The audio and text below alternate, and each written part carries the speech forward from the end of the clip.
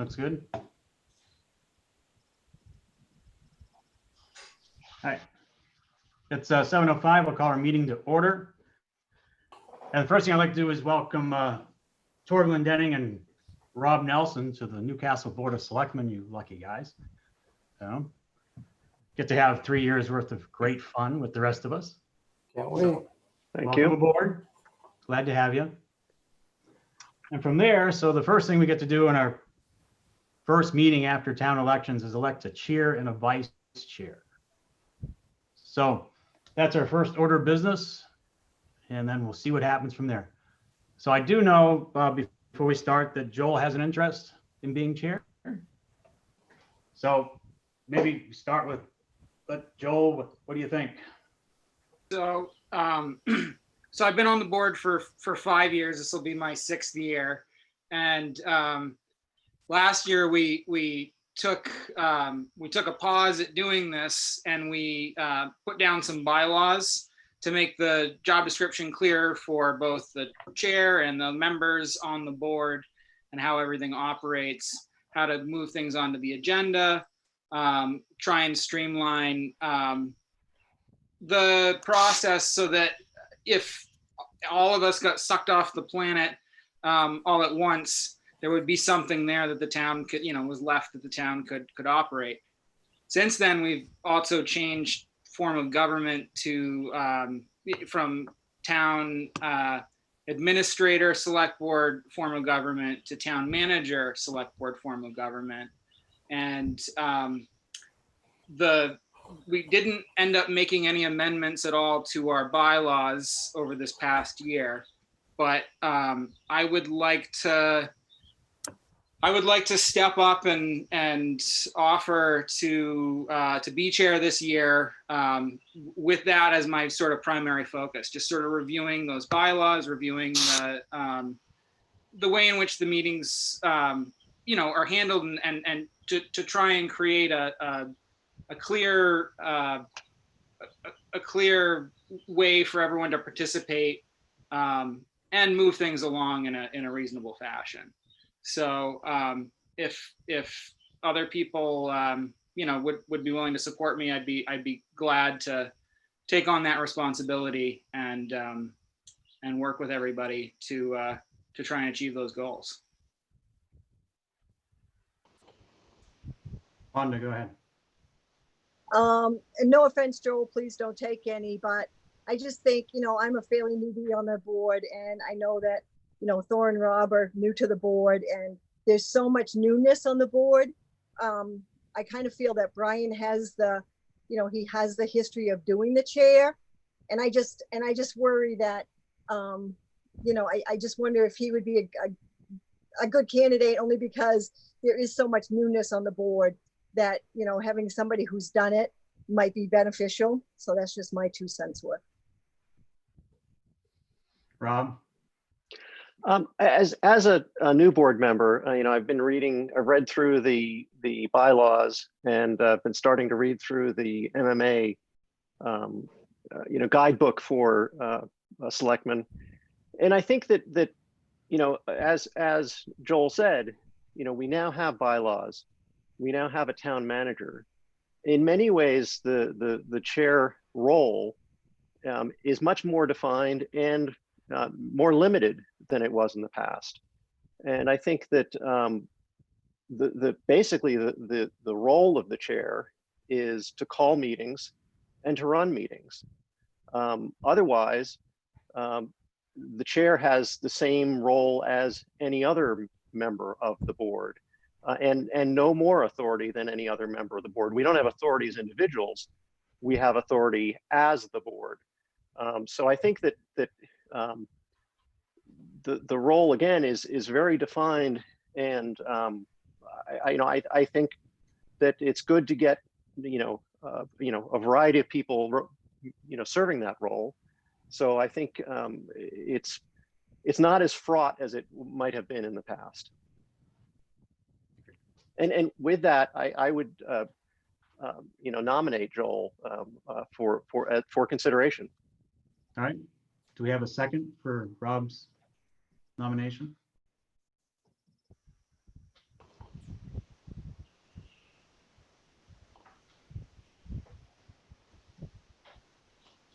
Well, sorry, Joel. Yep. You know, typically as chair, I'd never nominate or second, so. All right, moving on. So Guys want- moving on, I would Yeah. like to nominate, I would like to make a nomination to have Bryant be the chair for the coming year. I have a second on that. Let me, can I offer comment? You sure can. Sorry, Joel, I think I share a piece of Wanda's comment there about sort of newness to the board. But, you know, I've seen Brian chair meetings before. They seem efficient, pointed.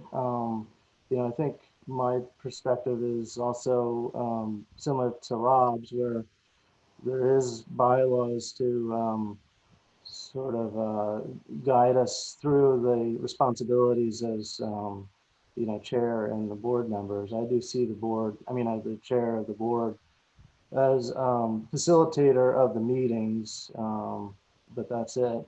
And you know, I think it's important to have you know, concise meetings and you know, somebody that has experience. So I guess for those reasons, you know, I'd support Brian, you know, on this nomination. So that's a second. Yeah. Okay. All right. Any more discussion? I have no problem doing it again. You know, I understand why Joe would like to do it, and you know, I think definitely moving forward, the chair should float more. I did it for 7 years, mostly because nobody else wanted to do it. You know, and we were rolling through new people, so I will take it on this year, but this would be the one and only. And after this, somebody else needs to step up and fill this position. So with that, I guess all in favor? And I'll abstain, so that's 4-0-1. All right, so moving on, I would like to see if we have any amendments to our agenda. We have to do vice chair, sir. Oh, I'm sorry, you're right. Already forgot, Joel. Keep me straight, will you? All right, we need nomination for vice chair. And you know, if you guys have any ideas, my opinion would be is I would like Joel to do it myself. I'll second that. You'll first it because I don't make Oh, nominations sure. as chair. Yeah, no, I Second. move that Joel is vice chair. Second. Bob, you seconded? Any discussion? Oh, all in favor? And that passes 4-0-1. Oh, I was gonna oppose it, but Are you gonna oppose it? You still got time, Joel. That's right. That's right. All right, now moving on. Let's, any amendments to the agenda? I know I've got, I guess, two. One will be ACO. If you guys are good with that. I'm not sure if you all had a chance to browse through that real quick. So that could be 5.3. And then I would like to put on here somewhere, kind of discuss the code and the timing, maybe when we get to John's administrative notes. And see what we can do with that. Well, there's already a 5.2 it's already on the agenda. ballot items. Oh, okay. Sorry, I missed that one. That's true. Yeah. I talked to John earlier. I didn't think it was on there. All right. You haven't done this for a year. I got to pay attention now. So I would like to rearrange the schedule if we can, or the agenda. Oh, go ahead, Joel. Are we doing the commitment as well? Because that's not on the We agenda. are. Jim's here tonight to do the That's- commitment, So. we'd and put that on Seth the is here to agenda. talk about projects. So I would like to do is, I don't know who's got more time, Seth or Jim. Seth is sitting in his truck. Brian, So- can I add just one more thing to the very end of the agenda if we have time? Sure. Just the timeliness of when we get all the documents. I'm having a really hard time getting stuff late on Monday and having time to look at it after work. So, Okay. thank you.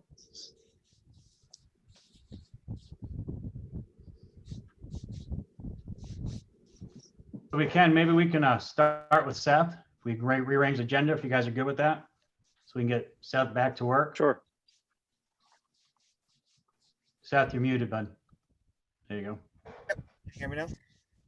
Yep, so we'll start with 6.1 Academy Hill project. All right, great. I assume that all of you are getting the updates that I'm posting weekly as far as the project goes. That brings us pretty well up to date with the exception of today. We got the base pavement done on the first phase, and we've got most of the metal objects removed out of the second phase. Reclaimer is scheduled for Wednesday. Curbing guys start tomorrow on the first phase. So we're moving along. We have over 50% of the basins are in, which is a good milestone to have. And hopefully from going forward, we should see some relief from utility conflicts and some other issues that we've been having, because they're going to taper off here as we go up the hill. The utilities are less and less, and with any luck, we'll be able to get back a little bit closer to schedule.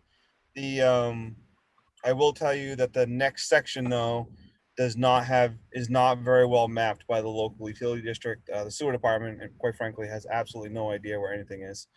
And the water guys have a vague idea.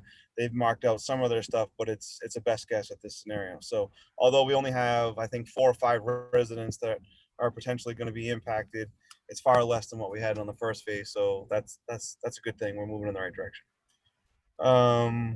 We've been dealing with trying to communicate with the residents and get out information in multiple means and methods to try to help with the ability to disseminate information, because not all folks have access to computers. So we've tried a formal public meeting, which we did last Wednesday on site, where we invited all of the residents to participate in to air concerns and open up communication questions. We took the feedback we got from that meeting and have addressed that in this week's operation. So we're trying to be as adaptive and creative in our ways that we are interacting with the public as possible and still move the project forward. To the degree that I will, we can get into details, I'll be more than willing to answer any questions you guys have. But, we've had a lot of changes in the first phase of this project as a result of some unknown stuff, quite frankly.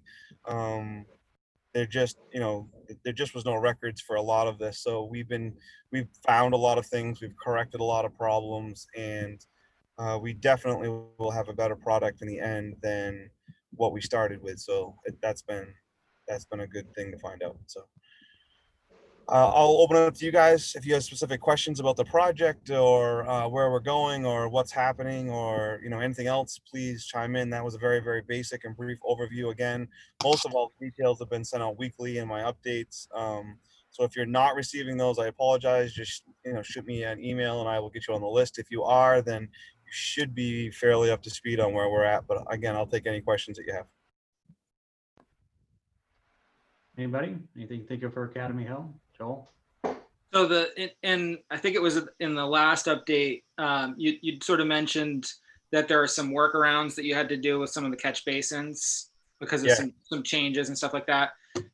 That's all getting documented and recorded with Gartley and Dorsey's involved in that and sort of keeping a clear picture of what those changes are, just so that we know where things are in the future? Yes, absolutely. As far as plan goes, yep. So I keep a little field book here, and so I have a day-to-day activity of exactly what goes on every day. And then what we do is we carry our GPS model, which is what was developed when the plans were drawn out. We take that information from the engineer and we pin that to the earth and gives us a GPS model. That gives us the ability to track other things, so we can locate like water gate valve boxes that weren't there before, or house services or conflicts or anything, and we can mark that on our plan so that when we're all done, we will turn that red line plan set over to the town, and that will become our construction document, so that we'll have that going forward. Okay. Absolutely. And all the changes that you've been making, I mean, you're happy with them? I mean, they seem like they're going to work well and not compromise the overall plan that we had originally? Yeah, great question. you know, I got to give a lot of credit. I feel where credit is due. We've got an organization structure that's working pretty well. I've got direct communication with Andrew. Andrew and I are able to come up with some field fit different scenarios to make sure things work, both to the, you know, to the negative where it costs extra money and to the positive where we're saving money. So it's going both ways, back and forth, by relaying some actual field data.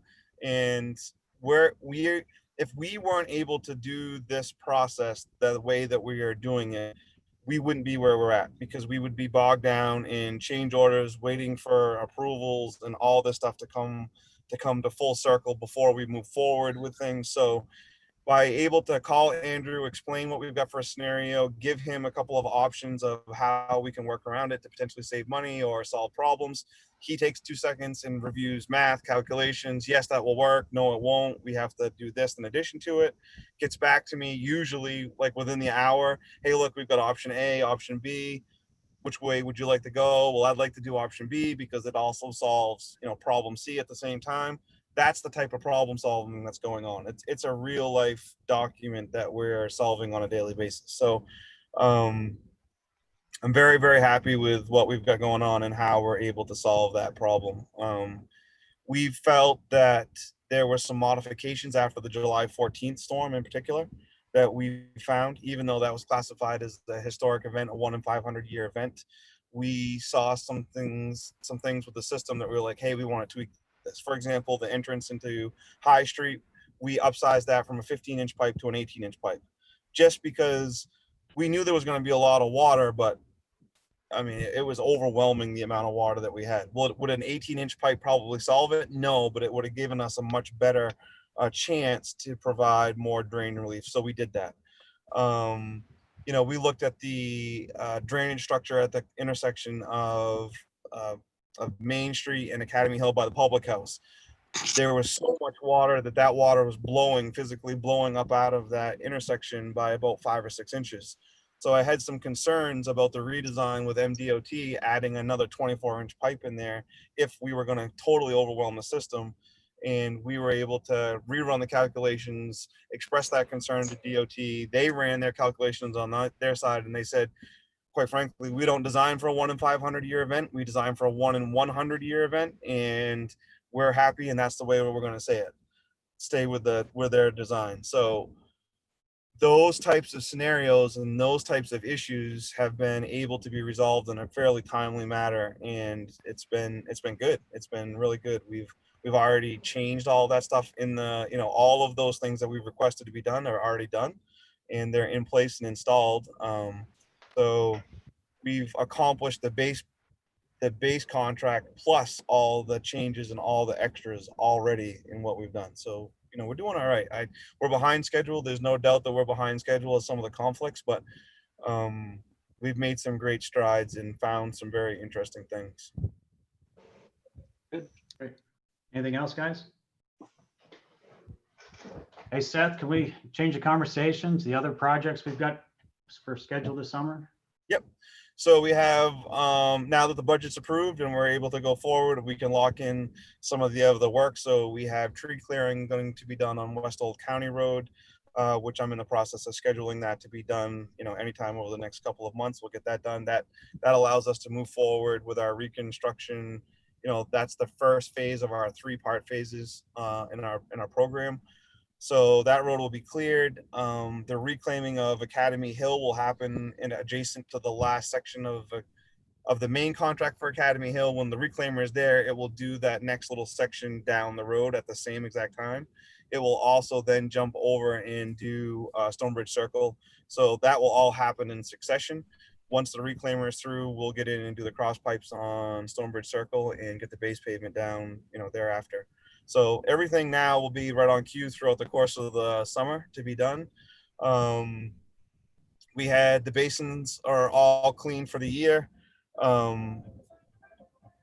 That was all performed and done. We held off on Academy Hill just because we have new basins that will be done once the project is all in, but everything else is done, and grading is still scheduled for the fall. So that's a go. We'll be hitting the roads. Last year, we weren't able to get our second grading in because if you recall, it rained for like 6 weeks in a row and really messed the schedule all up. So we will, as long as the weather holds tight, we'll be in on our second grading for the end of the year. So I don't see any major problems with the scheduling for the other big projects that we have coming forward. I'll give you guys updates as we move forward, but I've lined those in to tie what I can in with Academy Hill, just because a lot of those extra subcontractors that for reclaiming stuff like that are already going to be here. So it makes sense and the timing will work for that. Are we gonna do pump and cross this year and the final coat on West Hamlet? Yes. Yep. Those are all just paving projects though. I don't have a definite date, but I'm going to fill those in. Pump and cross are half a day worth of work. It's very, very simple. West Hamlet's a full day's worth of work, and I will just add those into our regular paving schedule as we get done, and I'll make sure it's done before the MDOT deadline this fall. All right, and are we ditching Lewis Hill this year too, or? is That's on the that. calendar? That's in the budget. So as long as we don't have any other surprises come along the way, then yes, that's definitely in the budget. And at a very minimum, we have some sections of Lewis Hill that we have some residents that have issue on before that we didn't have the funds available to accomplish the work. Now that we do have the funds, I will prioritize those areas. But that will be the first thing that I hold on to in the event that we have storms or overages or anything else on any other projects. I'm going to hold on to that just to make sure that we're able to accomplish some things. For example, the July 14th storm washed out, and we now have a section of Hopkins Hill that needs to be really reditched and relined with rock. It washed out that whole section. I got to come up with some funds somewhere to make that happen and put that road, back into shape. We did a temporary fix to stabilize the shoulder and make it passable, and we cleaned up all the dirt, but there's going to need to be a little bit more of a permanent fix there as a result of that damage. Same thing on Liberty Street. We have a very small washout, but point just being is that those funds will need to come from someplace. So I know that Lewis Hill Road on the Route 1 end in particular needs some attention. I will definitely make sure that happens, and I will prioritize the rest of the roads and still accomplish whatever else we need to get done. John, I think we covered by FEMA for that storm. Not yet. No, I don't think there's going to be enough damage for a disaster declaration for that. So while we were asked to put together Form 7s and prepare for it, I don't think we had enough for that event alone, unfortunately.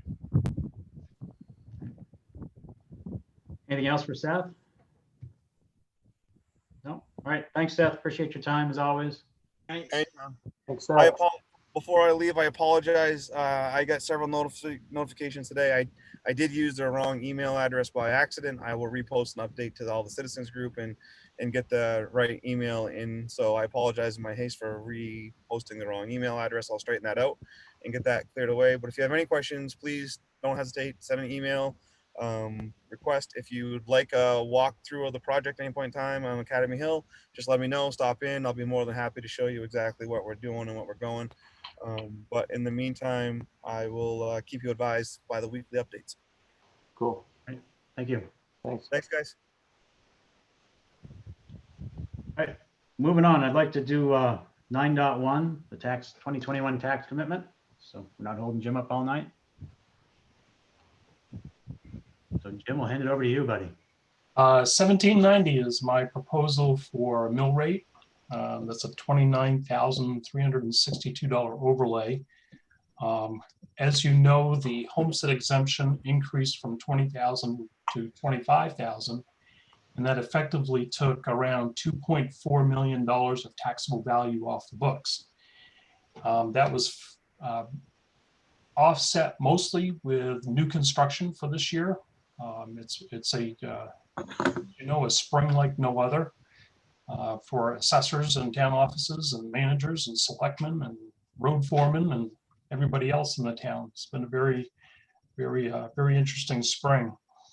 I do want to let you know that I don't think there's going to be a lot of impact from revenue sharing and school funding in the current year, but I got a gut feeling that next year could be a little different. We also will have finished the revaluation effective for next year, so that will increase our taxable value. So there's a lot of things going on going forward with assessing and with funding. I think next year it's definitely I'm a little concerned about next year, and I hope it's all for nothing, but nobody knows what next year is going to bring. Revenue sharing is primarily funded through income tax and sales tax. I think income tax will probably be relatively level, but sales tax is obviously going to be off statewide. And that's where we get a portion of our funding for revenue sharing. The schools are looking for more financial assistance as they get set up going forward, and they're probably going to have unexpected costs this fall and next spring, as the town did, figuring out how we're going to do all the geography of getting people through the town office. I suspect the schools are going to have that same kind of problem. So just a thought for you for next year. We are a flat tax rate again, which is, this is the only town that's gone, we were at 18.1 for a number of years and 17.90 for 2 years. That's unheard of. None of my other towns are performing at that level. They're doing the best they can. I've done 4 commitments already. The increase in 3 of the towns is 0.4, 0.8 increase, which on a much smaller valuation. So all the towns are doing the best they can under the circumstances. And we're looking out for taxpayers as best we can, but we also need to run the town and keep the roads fixed and everything else taken care of. So that's my proposal. The documents are in the town office for $17.90. Because Trio has not yet updated their system, they're showing a homestead reimbursement rate of 62.5% when it's actually at 70%. So on the documents that are at the town office, you'll see some penciled in numbers in ink, some changes in the numbers. And at the bottom of the form, I made mention that the reason for the changes was to make sure that we're at 70% homestead reimbursement instead of 62.5. It doesn't change the taxes to be raised. It just changes the distribution of the numbers and the overlay down below. But other than that, it's about as good as we can have it. So, Anybody have any questions on the mill rate or the overlay or? I got one just question about the line 13. Jim, I think you explained this when we were in the office. The other revenues, is there a simple way to summarize that? It's going to be all the income that the town takes in. So there's education subsidy, excise tax, fees from permits, basically any funds that the town receives other than revenue sharing and homestead. So on the documents that John has, it's built a little differently when I actually do the commitment. I actually do it correctly, John, no offense. It comes out the same at the end of the day, the same dollars, but it's how the representative, the accountants call homestead reimbursement revenue, when actually it just makes the town whole. It's not extra money. It's, I'll use this example where taxation brings in 98% of the funds we need and homestead reimbursement brings in 2%, not exactly those numbers, but in that theory, so that we collect 100% of the taxes needed to run the town. So it's not additional money, it just makes us whole. And so the accountants show it a different way, the assessors show it a different way, but at the end of the day, it comes out all correct. And we make sure that we don't double pump it, which we have before years ago. So that's what the other revenue is. It's basically every other fee and thing that we take in, permits and everything else. Think there's any stress looking forward in that that line there going forward next year, or? Only on education subsidy. I think I don't think this. If the state has a choice, I think they'll cut revenue sharing and not education subsidy. But both could happen. No one knows at this point what next April is going to bring, and we'll know next April or May or June what's going to happen in the next commitment. So we have time to prepare for that. Financially, John has told me that the town is in very good shape with fund balance. One of my other towns doesn't have enough money to get through the next 2.5 months. And we do. We are in fine shape, and we should be. So, it bears watching. I think excise tax is going to be up. There's more new cars out there than you can shake a leg at. So, we'll see how that goes as well. Permits are up. Construction is up if you can find a carpenter. And a plumber, an electrician, and if you can find somebody, they'll do work for you, but they are backed up. Painting contractors have told me that they are booking for next year, not for this year. So there's plenty of construction work out there. It's just a question of, can you get it done? Joel? Go ahead, Joel. I got a question for John, just as far as the overlay number. Based on our fund balance and where we're at, I mean, do you feel like that's a reasonable number? Or do you think it's too high, too low? I think it's perfect. I think it's the Okay. perfect number. Good. Effectively, that would be like we would be doing 2 abatements or doubling the abatement we gave to Lincoln Academy. So that's a pretty hefty amount of abatement, and so that way, could we cover that? But also, this is a year where, as Jim said, I think this is a placeholder to next year. Really, we're at a point right now where we're setting a bar for 1790, which is roughly where you've been. For the 3 of you who are through the budget process, that was something we had discussed, desire to try to have a level mill rate, and that was a goal for the last board. And so hitting this allows you to do that.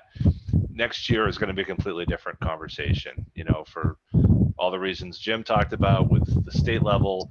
I mean, I think we're just going to be in a different frame of mind probably next March, April. But at least for the next 12 months, we have an approved budget.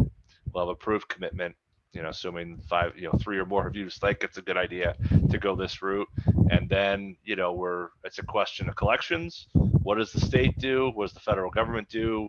And how do we, navigate through the water in a world where we know we're living with COVID?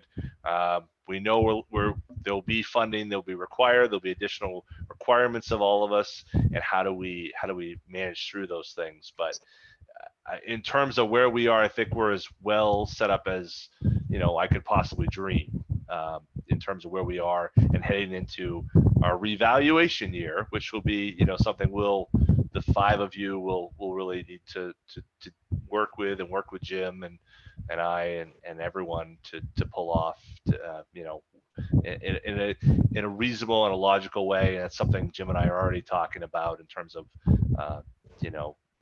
education and how to move through that world. And thankfully, Wanda, Tor, and Rob were able to meet with Jim last week and talk about some of these issues, but there's going to be more certainly as we go through it, because revaluations can be challenging for boards, never mind for the assessor's agent, for the boards and the managers, administrators out there, that can be tough. So it's not going to be, it may be a walk in the park, it may not be, but as having as much education in how this all is put together, I think can really benefit you guys over the next 9 to 12 months.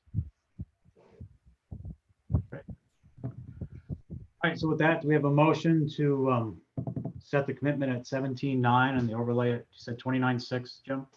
29,362.01. Moved. Do I have a second? All right, any further discussion? All in favor? And that passes 5-0. I'll be down on Wednesday to get everything transferred over into the billing side of it. Michelle will be there, and I'll make sure she watches over my shoulder to make sure I get it right. But it's always good to have second eyes do this. It's pretty important. And we'll have the out file for high grade ready to go Wednesday, and a few other things, and we'll start working on the next year. Sounds good. Thanks, Jim. Appreciate your time as always. Yeah, you're welcome. Thanks. All right, so moving on to our minutes, we've got 5 sets from June 8th through July 13th. Do I have a motion to approve? So moved. Do I have a second? Seconded. Any discussion on the minutes? A lot of them. A lot of them. Actually, they're actually, I didn't see anything in them, any of them that was missed. I think they were done very well. There was one small thing that I noticed, but it's not a big deal. It's just the discussion about extending the agreement with CMP for using the old dump site. The concern I raised was not it running into 2021 in November. It was them wanting to start before we were ready in this coming year. And yeah, so I just want to make sure that's how we ended up dealing with that. Right, because John, you were going to talk to CMP about that, weren't you? Yeah, I talked to them and I'm waiting to get a revised draft back from their real Okay. estate folks. So when we get that back from them, they didn't see, my conversation was with them was they didn't see an issue with being clear about not wanting to run in conflict with our winter season, Right. maintenance and stuff. But they were going to run that up to their folks and then come back to us with a revised draft. But they didn't think that'd be a problem. I don't think there needs to be an amendment to the agenda to the minutes. I just wanted to bring that up because something I thought. All right, any further discussion on the minutes? No, Rob and Tor, you get to do your first abstaining. There you go. Right. So all in favor? All right, it'll pass 3-0 and 2 abstain. All right, moving on to new business 5.1, board and committee reappointments. So to you, John, did you have a list or? Yeah, we had a list in the packet, and these were all the individuals who had agreed to return to their boards and committees. We already mentioned Bonnie was stepping away from the planning board, but we have one vacancy it's one vacancy because this list was put together in part before Ben was appointed to that planning board seat. So there's one full member as a vacancy on the planning board, but the rest of the individuals, the rest of that list is correct. So, So it's Jim Brinker for Alewives, Lydia Crafts for Board of Appeals, Ellen McFarland for CLC Ambulance, David Lawrence and Eric Peters for Harbor Committee, George Parker for LC Regional Planning Committee, and Bonnie's off. So Planning Board with Peter McNaughton, David Bailey, and then we already filled Ben. So there's one more vacancy. That's right. Have a motion? I'll move we make those appointments. Second. Any further discussion? Yeah, I just want to add that the design review committee is down one member. All right, that's true. Yeah. Sharon Morrill stepped down this year, so we need somebody to fill the she's the Mills representative. So keep that in mind. So question on that. Is a selectman allowed to be on that board? Yep. Yes. Yep. Peter and I had a little bit of a chat about that just to make sure. When I saw Tor agreed to return, wait a second. but if someone agrees to return to a committee, we usually don't want to turn them down. So we'll take. And people can wear as many hats, I think, as legally defensible. Is that correct, Peter Drum? You can, except for planning board, There you go. which has to be appointed. But design review is fine.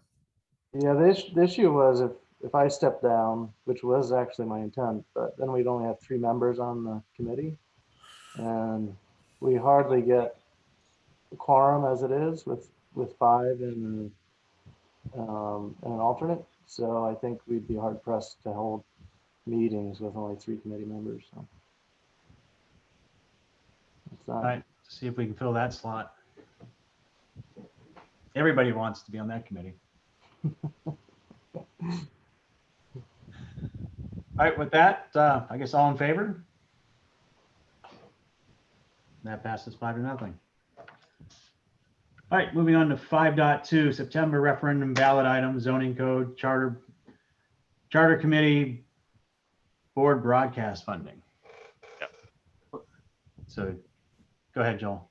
I just had a question about the charter committee and the board broadcast. I thought we were keeping it to one item on the September.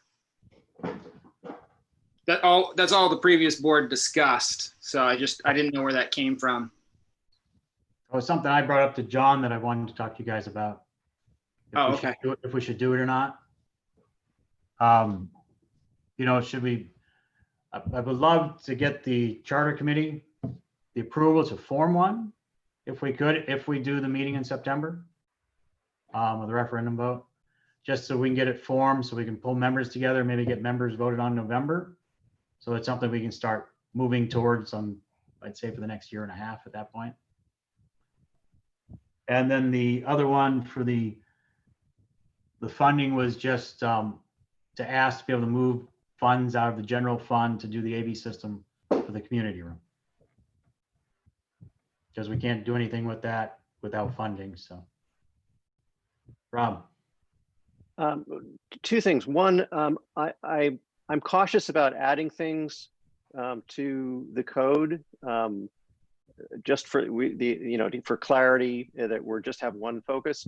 But then aside from that caution, for the charter, can you or John describe what the process is, and also for the funding, the broadcasting funding, what does that look like?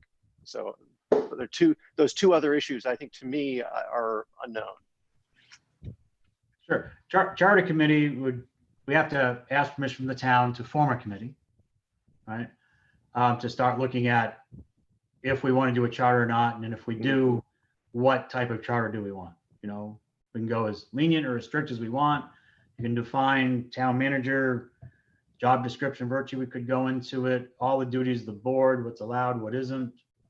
You know, so it's something we don't have today, and it gives us a little more power than what we currently have as a board of selectmen, just underneath home rule. So the first step is simply an authorization from the town to create a committee. There's no other preparation that needs to be done for this first step that we're asking for authorization. Correct. The second step is we have to have, there's 9 people on the committee by state statute. 6 have to be elected and 3 appointed by the board. So the next step at that point would be find 6 great people or 9 great people, but at least 6 to run for those 6 positions, which means, as far as I know, they'd have to, get signatures, same as running for board of selectmen. I believe Mayor Peter can correct me. I think they would only need 25 signatures apiece for just running for a committee position.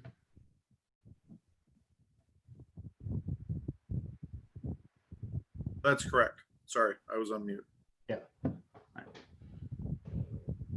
So that'd be the second step. And then from there, it'd be, for us to give them some guidance for maybe what we'd like to see, and then to do all the research and come back, which I would say in June of 22, so we can put it on that ballot with everything they came up with that they proposed for a charter. Other towns around us have charters. Damascata has one. Go ahead, Wanda. I think my fear is what we talked about before, quite a few meetings ago, is that, I'm with Rob in the sense that, getting the code passed is certainly a priority. And do we even have time? It's already the end of July. I don't know where time's flying by to, but we're already the end of July. And I think the last thing we want their residents to think is we're trying to put something over on them, or if we don't have time to explain what a charter is, I don't know how well accepted that's going to be, just that we're looking for a committee for it. But I think there should be some, if there's something that we really want to do, then I think it warrants having some education to the public. And I just don't know that we have time to do that. that's my biggest fear, is that we don't have time to do it. And if all of a sudden they think, well, what's this? Well, then the last thing you want to do is have them perceive that you're trying to do something that they don't know about, and then they vote everything down that's on the ballot, because that's what happens in Newcastle. So. Joe? As far as the charter committee goes, I think it's a good thing to start looking at. I think it's going to take a while to formulate that list. I think that it's going to take even longer to figure out how those 9 people are going to be able to meet. So I don't think it's as pressing as September. And I think the thing to do sort of moving forward with these issues is to, not be afraid of holding a special town meeting, and taking these issues one at a time, so that we're not lumping things together, so that we have enough time to just discuss that one thing. But I'm totally open to, figuring out a time separate from an election. I don't think we should put anything on the November election that we have coming up. I think keeping all of our town issues separate from that forum is just wise in a lot of ways. But I think it also just gives the opportunity to have the discussion that we need, and just to focus on that. So that's where I'd like to go with that. But I have no problem, sort of moving, because I think it's going to take us probably, I would think, 6 months anyway before we would have a group together that would even be able to start thinking about meeting. When you think? Possibly. I've talked to a few people about being on the charter committee, and I've got some good responses so far. But until we decide what we're doing with it. Yeah. So, but not 9. It's a long list to come up with. John? So I think this is probably a good time to talk about September. I'm a bit concerned that we would be able to hit a September date at this point. I know that there's a little bit of formatting that needs to be done, and a lot of sitting down at a computer to make that happen. But I'm concerned that the timeline is short and the ability to get the word out is limited. We've effectively, in terms of the office, we've been completely focused on absentee ballots and registering cars and the like. This is the first meeting that this board has had. So this is the first time for this group of 5 to really get their fingers deep into these conversations, and this is the group effectively that needs to I think lead the community through whichever it wishes to do with the code or any of these different topics. So it's important that the 5 of you have strength and support in terms of the directions you want to go. But in terms of the timetable for a September vote, I mean, my feeling right now is that we have about 2 weeks, a 2-week period to be able to finish any sort of formatting and the like to have that ready to be voted upon. So effectively, your next meeting, which is August 10th, you would need to have everything lined up exactly the way you want it to be, and then you would have 30 days from that point, or roughly, to explain to the citizenry why this is the best code that you've had. I did share with you a letter that I received from Mal Carey, highlighting some of the concerns that he had. This is the only letter or correspondence I've received in terms of to be on this agenda, but I've shared that with each of you, and Mal lays out his concerns and vis-a-vis the last vote as well. And so I'm not saying that necessarily that to echo Mal's concern, but I just, in terms of logistically, I look at it, I see we have effectively 2 weeks to have a document ready, and then we have 30 days from that point to hold a planning board public hearing, and for the 5 of you to explain to the residents of the town why that would work. That seems like a tight timetable to me, but maybe I'm, maybe if there's another plan, certainly, go to it. It seems like a very tight timetable, and goes back to something that Mal said in the letter, which was his concern from the last effort, which was the residents didn't have a chance to change the document after it was locked in, and because we couldn't change it at that point as the community. So those were some issues that he had raised, and I guess the question is, do we have enough time if in 2 weeks, when you meet again, we set a warrant, set the date, set everything for a vote, and then, is that enough time, and does that run counter to, does that work with the issues that Mal had raised?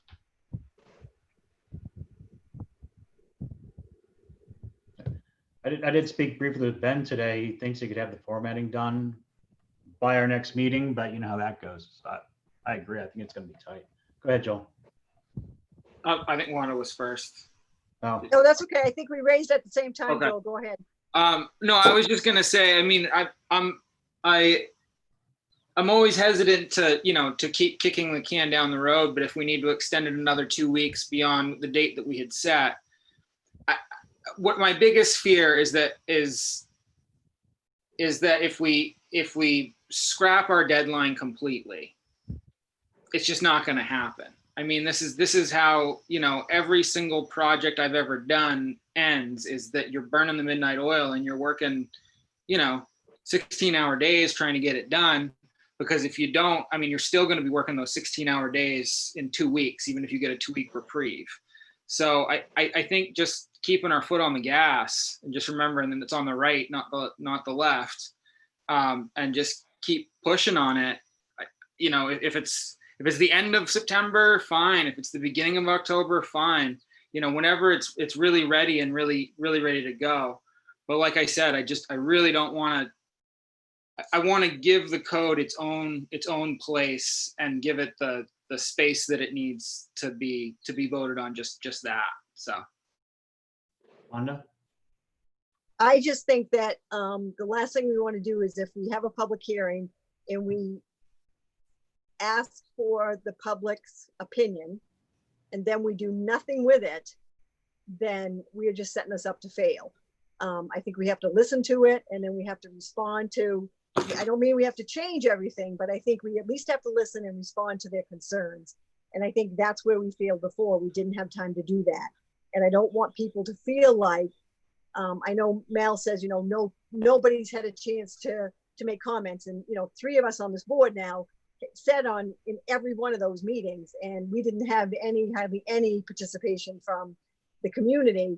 But that doesn't mean they don't want to give their input now.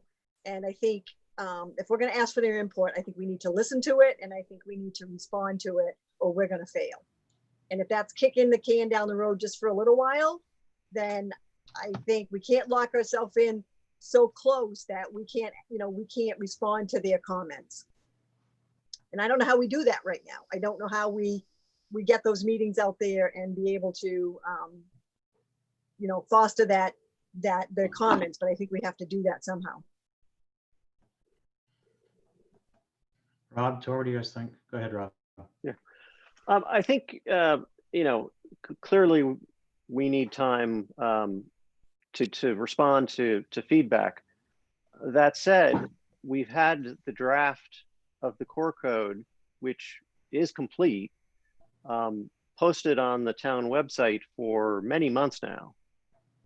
And I guess John said we have gotten one response. Now, we haven't had a formal process of soliciting public input, which we do need to do. But for those people who are interested, it has been available, and that has not changed in those many months. And the committee felt that it was complete and done. The pieces that still need to be reformatted, the intent is that there is no substantive changes. It's just reformatting to fit the appearance of the new code.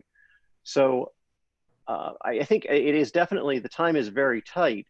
And I guess the one question is, how much can we slip and still be this fall, but not get too close to the November election timeframe? I think that we're very limited there, how much we can slip. But as Joel said, slipping a couple of weeks, does that buy us enough? And I don't know the answer to that.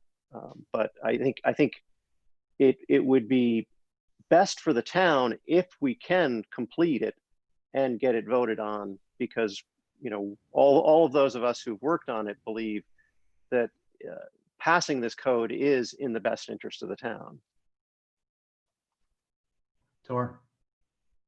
Yeah, I think I think it should stand alone as far as a vote. So I agree with that. It does. I think we do need to gain some public input. However, that process proceeds. I don't. We're just not. We haven't gone through that. It's been, yeah, it's been drafted and it's been sitting there, but not in its full capacity, not completed. So I think we need it completed, and I do think we do need to give it some time with the public response.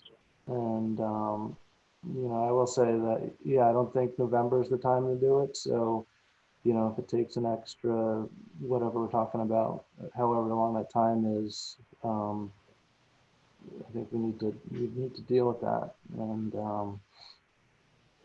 gain some input from residents. So is the idea to still do this as a referendum vote? That's what we set up, right? That's what the Yeah, last we board talked about. decided. Yep. So I think Go that's the ahead, Rob. plan. Yeah. Go ahead, Rob. Yeah, I think the referendum makes sense. A thought I had was, would we be ready at our next scheduled meeting to invite the remaining members or the former members of the committee to have a discussion with us, with hopefully a completed code with all the reformatted sections, so people can have looked at it and discuss where the committee members feel that document is, how we can, and then have a discussion about how we can have public engagement in order to finish it this fall, and whether that's really possible.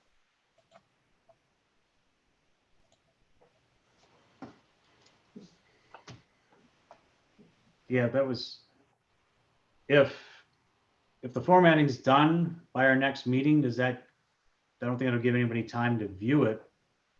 Well, that would obviously require that it be done at least a few days before our next meeting to at least have, at least be able to flip through it and see, yes, it's complete, that kind of thing. Right. Tor? So yeah, just a couple of questions maybe for John in terms of the, what's the timeline? So if you're talking referendum, is that I think is a 9-day or a 45-day lead-in? Yeah, so referendum, the secret ballot, effectively what you're looking at is, what is it that triggers absentee balloting? That's like the big question in this. 30 days, and Michelle's going to text me that I'm wrong here in a moment, so I'm gonna shoot off the hip here. But I think if I remember right, she's already starting to. But I believe it's, so there's a 30-day window before an election where you have to have your absentee ballots available. So the prior board voted to order a question drafted for the September 15th, a September 15th vote. So you would have time to draft and approve a warrant at your meeting on August 10th, and then have ballot, have have the timing of the election and so forth. So that's possible. What that doesn't do, so the question is when the question is ordered, and Peter's listening, so he can tell me if I'm wrong too. But I believe if the question is when the question is ordered, I believe that's 60 days before the vote. You have to have that decided, and then but the ballots have to be ready 30 days before, and you have to have your warrant ready. So where we fall right now is that logistically we could pull off a September 15th vote. The challenge is that we would have to have held the planning board public hearing, the selectmen's public hearing, have them both noticed and in the paper, and have that fall within that window a certain amount of, I think it's 7 days prior to the vote, at least 7 days prior to the vote or something like that. I could be, anyway, the point is everything has to fall just right, Tor, really is what is the bottom line in all this. Uh-huh. I think we can hit it, but it doesn't really allow for the type of, longer dialogue with the community if that's so, the boards or the remaining member of the zoning committee's choosing. If they want to have some sort of dialogue, maybe, that's really the next piece of this is what needs to come between this board saying we want to have a vote and an actual vote. So that way we can figure out how much space we need to have, because we could do just about anything. If we do 2 weeks, I think someone had mentioned, I think Joel might have mentioned 2 weeks. So theoretically, make that an October 1st. But then we're running up against the elections in November, which are going to be completely bananas. The absentee ballot requests and on and on and on we go. And, not to mention tax due date. I think our clerks might, might come and get all 5 of you if we get too close to the election. So it's just, we have to weigh all of those different, situations where if we bumped it a little bit, a couple weeks later, say early October, now we're getting so close to November. Now we have some overlap there, and it's, you're in a bad spot no matter what you can do at this point. Either you don't have enough time or you have too much time. But, I think the key piece is what sort of public engagement are we talking about? How much time is needed so that, people in the community feel as though they were able to be part of that. And as Rob said, it's been on the website. But, at least going by, say, Mal's letter, his feeling was that hadn't occurred. And I'm not sure, I haven't really had any conversations with anyone, so I can't verify if I've heard that from others as well, because certainly we're in this weird period where no one can talk to anybody without a mask on. So. Joel? So I was just going to say that as far as the, public engagement part, we haven't, I brought up a couple of things months ago and we never really went forward with any of them. We've had a couple of projects going on in town, like the remodel and all that stuff.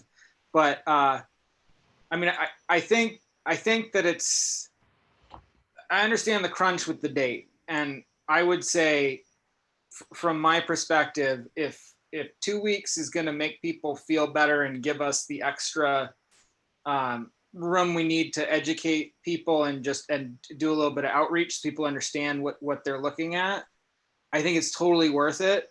But I think the key piece is in getting something out that's something tangible that people can actually look at, and I had the idea a while ago of doing big blown up things and laminating them and putting them outside town office so that people can come and look at it.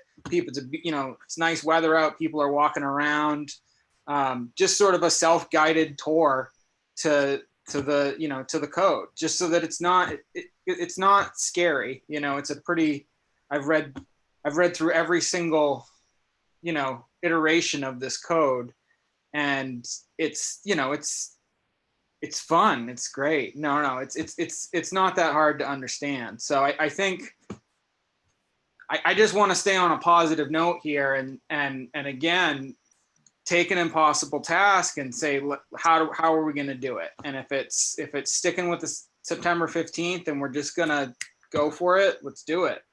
But if we really need those 2 weeks, I have no problem doing that. Unless we're really, really up against the wall, I don't want to push it much beyond that. So 2 weeks would make it the 29th of September. 29th. For that, sticking with the Tuesday. Yeah, it gives us a little bit more leeway. Question is, what are we going to do to get it out there? Your idea of putting the stuff outside is fine, but people are going to have questions. Who's going to answer them? Because we talked before about doing it and having us, selectmen there and people from the committee, to to kind of explain it, work with people. I thought we had a great idea before COVID hit, Yeah. you know, and then we've been kind of COVID's- lost since. COVID's kind of fast forwarded the pressure that we're going to be seeing in town by about 5 years right now. So that's why I'm in such a, you know, such a, not a rush, but it's this is the time to do it, you know. Yeah, and this is, you know, our document, whatever we do for a code is never going to be perfect, and it's always going to be a living document.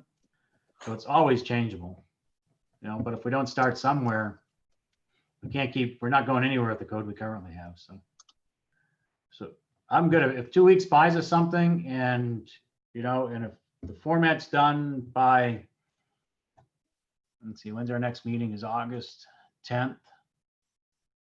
So if maybe we can get the formatting done by the 5th. Put Ben on the spot here to get that done by the 5th so you can get it out to everybody. Everybody's got time to review it and get it up on the website again. And then have the committee here on the 10th with us.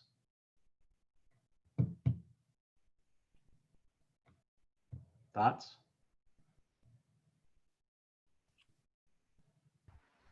Rob? Yeah, I mean, I think it's worth a shot.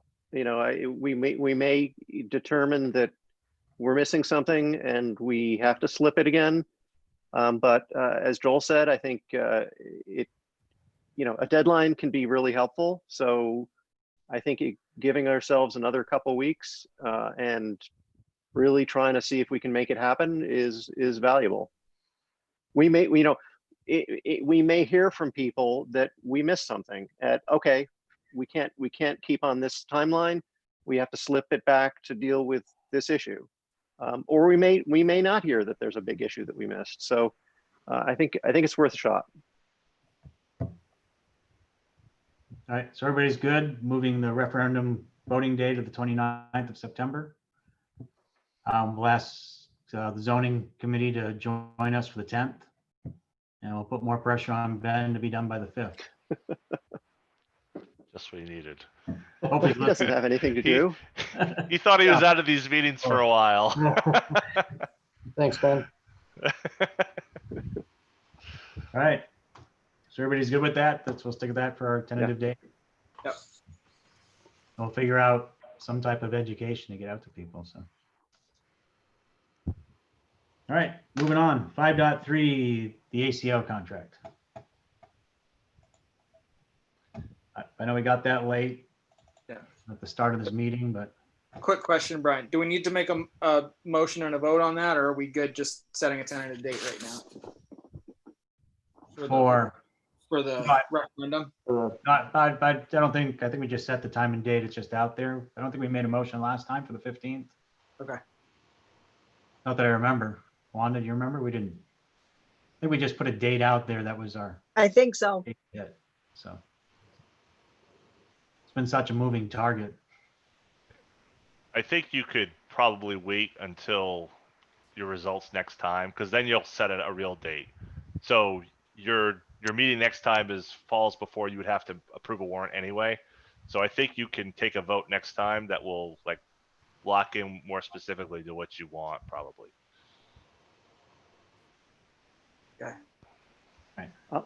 I'll agree with John, but I just did see in the minutes that you did do a vote last time, but I agree, we Oh. can wait for next time.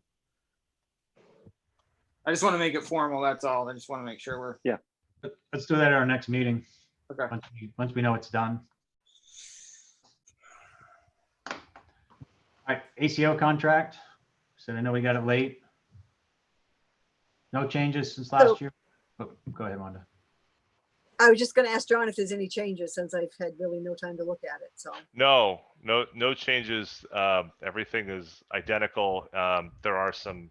There's a minor misspelling in that it talks about the deputy county administrator signing on behalf of Newcastle. But apart from that, I didn't see any issues with what they drafted. Cost is the same, correct? Yes. And So Rob, it's built. It's billed on an as needed basis as well. So it's not a flat $5,000 that we pay. It's as needed. So very rarely, in fact, we've never exceeded I think in the entire time you've had this the town's had this contract with Lincoln County Sheriff's Office, I don't think you've ever exceeded the amount you budget for this purpose. Right. So Robin, curious, it's our animal control contract with Lincoln County Sheriff's Department. Mhm. Take care of all domestic animals. Great. With that, I just need a motion to approve then. A motion. A second? Second. Any further discussion? All in favor? Passes 5-0.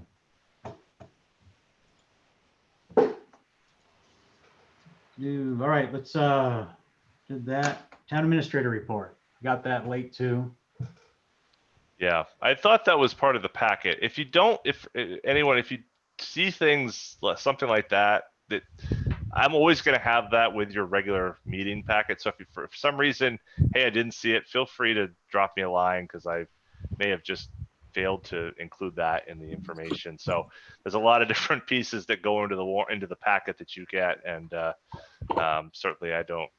The manager's report is probably the most up to date of what's really going on, and so I really want to make sure you have that. So if for some reason you don't see it, just drop me a line, and we're trying to get all this email kind of up to speed and get these systems kind of back in place.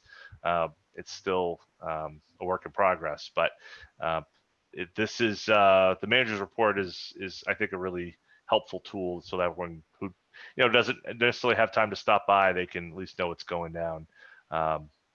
Obviously, the biggest piece was the election. That was obviously a tremendous mark on the office. The amount of work that went into absentee balloting was unbelievable. And that's part of the reason maybe why I'm so cautious about holding another election, 4 to 6 weeks away from the presidential election, because unlike in past years, it would be a tremendous undertaking. Now it's a gargantuan undertaking because effectively, if 80% or 75% of all voters are casting an absentee ballot, the amount of work that it takes for the staff to turn around an absentee ballot from request and then out to the voter and then back and recording the that we've received that ballot, then processing out that ballot to put it into the machine. It's not a simple show up, say your name, where you live, get the ballot, fill it out, and put it in the machine. There's quite a bit more work that goes with that. So obviously, we want to make sure that we are we're doing those things properly and with a great deal of integrity. So thankfully, we do that part until the voting machine decides it doesn't want to work, and seemingly the software bugs out on us. But thankfully, we were able to get through that, and very appreciative to everyone's time and patience, all the candidates, both at the state level and for the municipal level, because that was, that's not something I've ever seen before either. But we were able to get through it, and thankfully, that situation is over and done with. Very quickly, just going through the rest of it, we met with Fred and Bill Brewer, Michelle and I, to prepare for the audit for the upcoming year, moving from RHR Smith. They're excited to get started with us, and Michelle and I are very excited to bring them into the fold, and I think we're going to have a better work product, and certainly one that's much more timely than what we received for an audit last year. So we have that. So the heat pumps are in, and the office is cool and dry. It's a night and day difference. There was a lot of water running out of those machines when they first came on, but the paint is actually drying, which is an unbelievable thing. Really, the first time since it was put on in mid June. So that's been very helpful. The glass is still not on the counter. We're still waiting for that delivery. We had hoped it was going to be in last week. It's still not in. It's not in today. From the glass company's direction to Phi, I talked with Rob today, and unfortunately, they said, "Well, we'll let you know." So not a very comforting thought, but thankfully the elections folks in the Secretary of State's office was kind enough to provide us with that plexiglass that we were able to put on the counter, so it somewhat shows the same sort of look that we were trying to use once the glass is in. I think it'll be a big improvement. But so we're still working through that, but yet we're still working a long way through that list of folks who have made appointments. Michelle was out today, but we have just about everyone called and at least have made initial contact with them to have them come back in. So at this point, if anyone out there is watching, if you need an appointment, if you need to come in and get your car registered or whatever it is you need to do in the office, give us a ring at the town office. We'll put you on the list and we'll set up a time, have you come in. It's always a frustrating thing for folks to have to, maybe there's a line, maybe there's not a line here. We're going to tell you exactly the time we're going to get you in. We're going to tell you everything you need over the phone beforehand. So you're bringing everything to us. You can get in and get out. And a lot of these are going even smoother than when people are just walking in as usual. So I think it's going quite well. Shelley and Harriet and Michelle are just doing tremendous work for us. So there's that. And the last thing is the street lighting piece is moving ahead. It is interesting that we've been paying for 4 street lights that we didn't own. Actually, we're paying for 4 street lights that don't exist. That's even better. Thankfully, we won't be paying for those 4, but we will be moving ahead with reallocating some of those lights. So making sure we're getting the most out of the lights that we do have. There's some odd placement of some of the street lights that we have. I have a great map that we'll be looking at, and I think I'll be at your next meeting, I'll be able to share with you kind of what they've put together, so you can get a sense of where that goes. And then obviously as a town, we have some flexibility in moving those things around and those lights would get the most bang for the buck. So very exciting, a lot going on at the office. So hopefully I think we're getting closer to normalcy as we move here through the month. So fingers crossed. Hey, John, on those 4 streetlights we've been paying for who knows how long, is there any chance we get reimbursement for that from CMP? I've never had 2 on my road. Yeah. So just so you know, I mentioned this to Brian. The 2 lights that we supposedly have are on either side of his house and Clayton's house. And I don't think there's a lot of people looking for streetlights at the end of East Oak County Road. So, and there's no light there. So there's some sort of benefit that the fire chief and member of the Board of Selectmen get out of it. I don't think it is CMP, so they did try to shut off our power on a couple different instances. I'll certainly try and put a request in. They have been much more willing to work with us, especially since we've started this process of working with and them working with us on trying to build that bridge for the repair in Great Salt Bay. So there may be something we can get from that. The other part of that too is that our budget for that project is based upon those 4 lights being part of what we have. So we've talked about an additional light over by the fire station, right near that parking area. So that leaves us 3 other lights we can reallocate somewhere else. So stay tuned, and hopefully I'll have a clearer picture of what we could be looking at with these new lights installed. Hey, I'd like to make just a quick comment on the election, because in my 10 years on the board and my 30 years living in Newcastle, this is the first time we put our budget out to referendum vote. And this is the most people I've ever seen vote on the town budget. So moving forward, I hate to say it, I read the article last week about a couple of our neighboring towns having their open town meetings with 33 people and 29 people showing up to pass a budget for towns of 3,000 people. We had 781 votes cast. We had 147 people voted down our budget, which is 6 times more than the people that showed up in the neighboring towns to vote for their budget.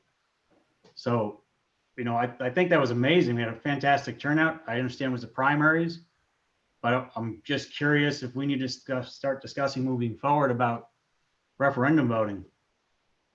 Because if that's our turnout versus our, less than 100 people at town meeting every year, so I think it's something we need to look at and really, I think that speaks loudly for how people are voting now versus open town meetings.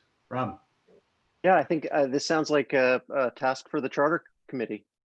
It does, yes. Yeah.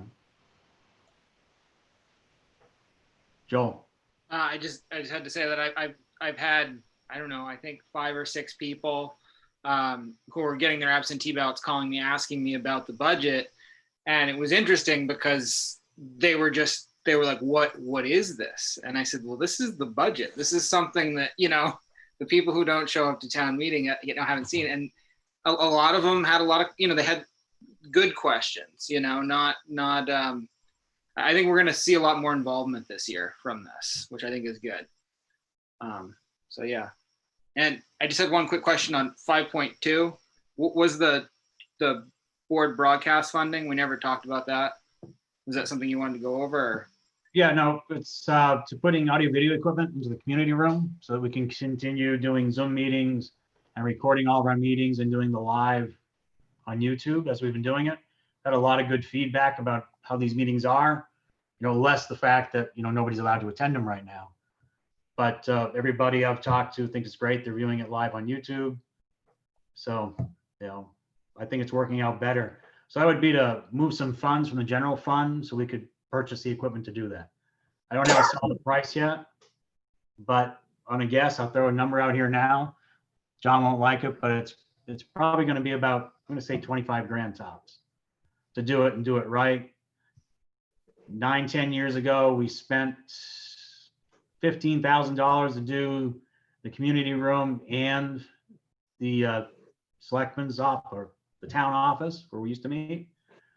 And, we never got the equipment working in the community center at all, or in the community room. And we've had issues for quite a while with the equipment in the town office. So to keep this moving forward and to better ourselves and our system and our transparency, I think this is the best way to move forward equipment wise. I've kind of got a design for the room now, and I've just got to write something up so we can get some prices for it from a few vendors. But once I have it written up with the scope, I'll send it to everybody so everybody can read it. I did work with a company on a design last week, so. Tor. Where are we with the renovations in the community room? There we go. Good. Had to turn on the mute, sorry. Great. So where we are right now is the paint's done. With the floor, we placed a deposit for the floor.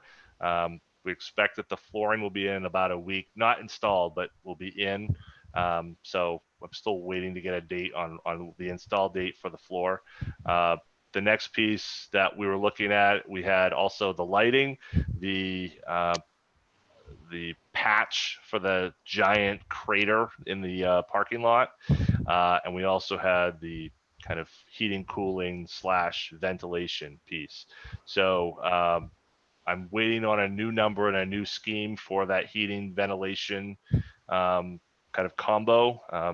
The designer looked at the first one. I asked him to kind of go back to the drawing board and have something that's a little bit more on the fresh air ventilation side, given that's kind of the thing that everybody's talking about in terms of where we are for COVID. So that's obviously the biggest piece left. I did get a price on lighting that included some stuff at the town office. It was a $5,000 number that included both buildings. I want to hold off until we get the design on the street lights, so I know kind of what the dark pockets are and what we need to augment with the lighting. So then go back and look at on building lighting around the building, and then what's the third piece? I would just talk about the flooring. Yeah, and so and then the patch. So I'm still waiting to get a price from Seth on what the patch would be. But those were the 3 pieces, and then the fourth, I guess, would be the broadcasting.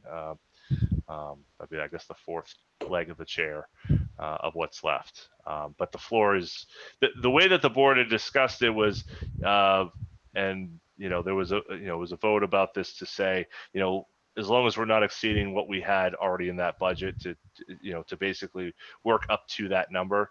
But and they give me the authority to come out there and find what that is.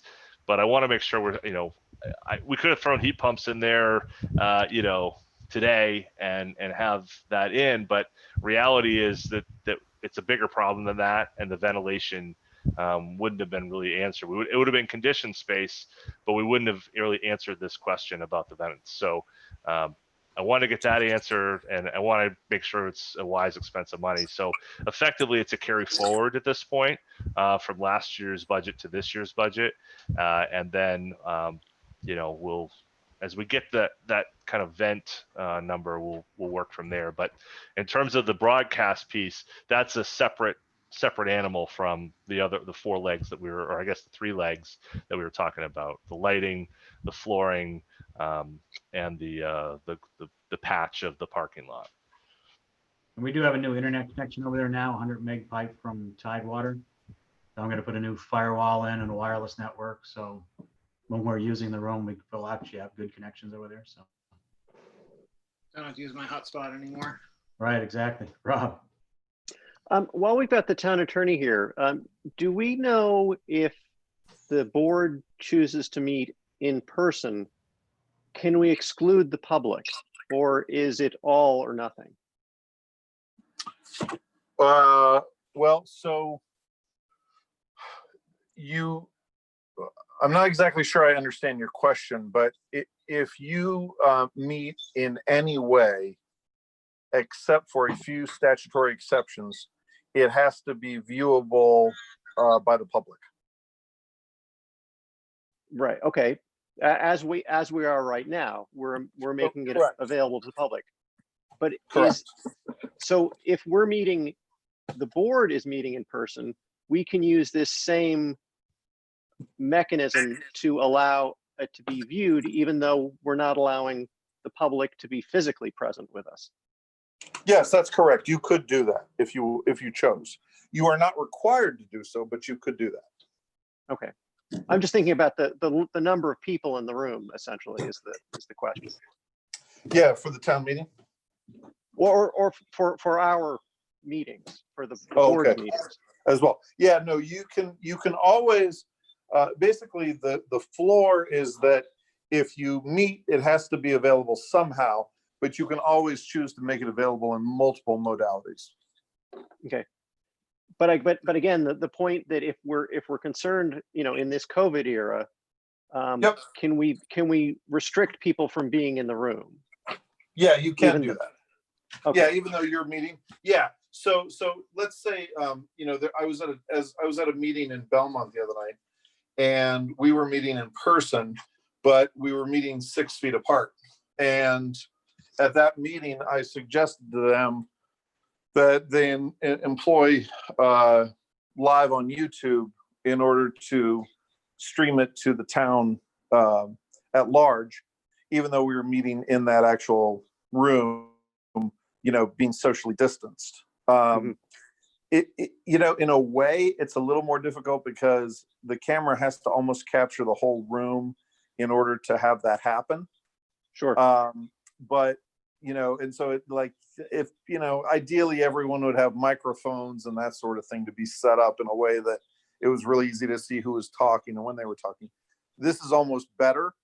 But I would say that even if you're meeting in public, because certain people are, my folks, barely, my dad comes to the office, but my mom doesn't leave the house. She's basically saying, hey, I'm not coming out until this thing's over, except to basically see her grandkids. And so there are a lot of people like that who would be benefited, even if you're meeting in person, by having the online option. So I think that's a great idea. I just think you got to work out the details. Joel. I'd like to check on that, because I know that we weren't able to meet this way until the executive order from the governor when this started. I'm not sure when that expired. There have been a couple concurrent. I think the state of emergency, it was in that first order. I almost think it ran through the fall. Yeah. The vision that we had to do this, but I just would want to make sure that it still applied, because I think it specified electronic. So if you're meeting electronically, but I don't have it in front of me, so I would just want to make sure of that before we. Well, But the, it is the constituted. current order, if I recall correctly, current order goes through September 1, but most folks in Augusta think that's going to be continued for some time. Right. Yeah.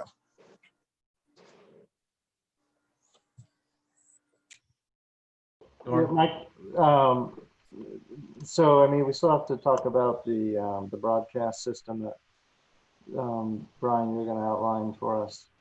But, what kind of timeline are we looking at if sounds like the community room is gonna be finished sometime this month in August. And then we have to install that equipment, assuming that it gets approved and goes ahead. Is it something like September we could, in theory, have a in-person meeting in that room? Well, we have to have permission from the town to move funds from the general fund because we don't have the money in the budget for the AV equipment. Yeah.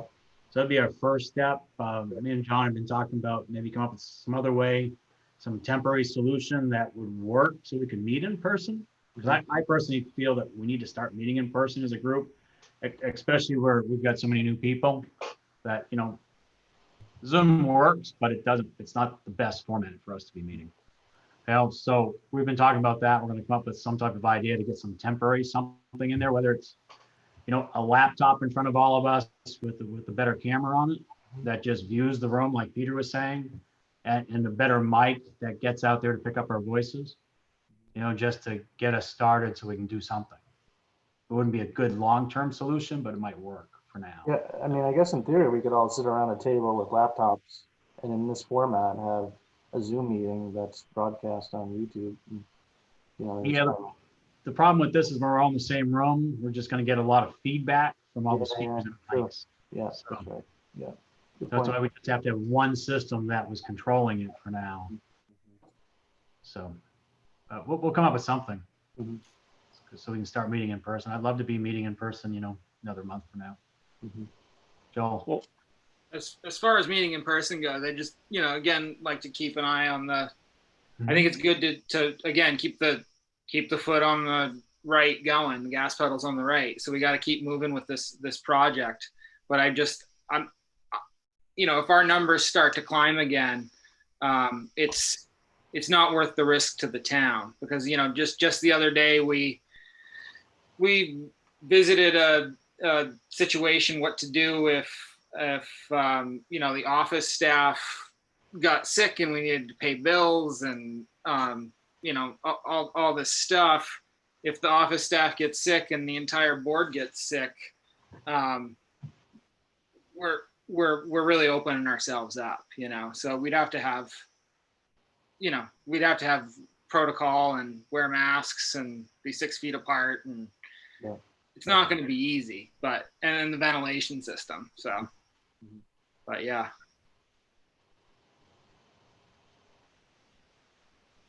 Anything else on the community center or community room?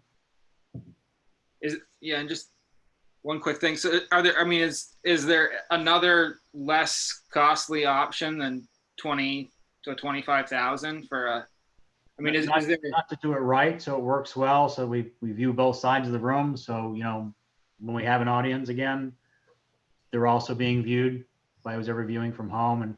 And you have to remember, we moved to recordings as becoming our primary record. Yeah. So we definitely want it to be something good and not scratchy and iffy and, so. But the 2 camera option wouldn't work like we were using before? Well, the 2 cameras does, yes. Okay. My thought would be to put 2 cameras in the ceiling, one facing each direction, right? And then you've got a sound system in behind it, so an amplifier with mic and speakers. And then you've got to have the equipment that's going to run the Zoom meetings. And that's really 25 grand? Well, installed. Wow. We've got to have somebody install it. So, maybe, that's a number I'm putting out there right now. I don't have anything permanent in writing. I was just talking to one company that designs the equipment, and so I have not talked to an installing company yet. So, yeah, I don't know. It seems like there'd be a cheaper option, but Yeah, when I do these rooms for my other customers and stuff, it's pretty much 25 grand to get these things done. So 25 to 30, depending if we're adding video conferencing systems and whatnot. So. And we're also looking at, it would be nice to, with this, to maybe pick up some tablets, some Android tablets, so we can all view the same documentation in front of us at the same time. So we're all seeing what John's presenting as we scroll through it versus scrolling, how we kind of get lost. And I've got 3 screens here, so I've got plenty of information. Or back there, we're back to 1 screen. So we've been talking about something like that too, to have that projected out, as well as to a TV in the room that the audience could see what the documentation is that we're reviewing. Again, just being more transparent, I think it'd be a little nicer than just everybody seeing our faces. They can see what we're actually looking at for documentation. So.